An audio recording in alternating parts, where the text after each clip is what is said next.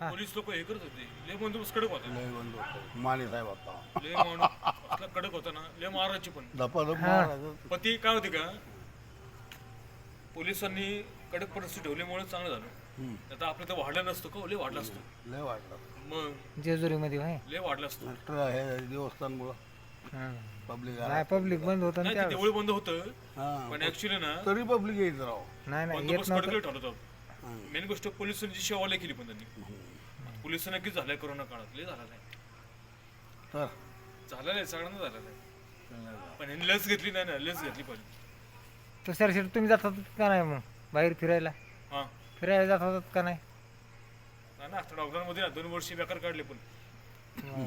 आम्ही शेतात वाचतो, शेतात हां आम्ही शेतात मस्ती की. शेतात जात होता. हा बर लॉकडाऊन मध्ये शेती आपलं भुईमुग शेंगा बिंगा केल्या होत्या, बर शेतीमध्ये जायचे. शेतात खरं मजा. पण बर मंदिरात बंद होतं मंदिर, तसं म्हणे ना मी मंदिर 2 वर्ष गेलेत नाहीत ते. नंतर नंतर कमी झाल्यावर मग हे उघडलं का हो? हम्म. नंतर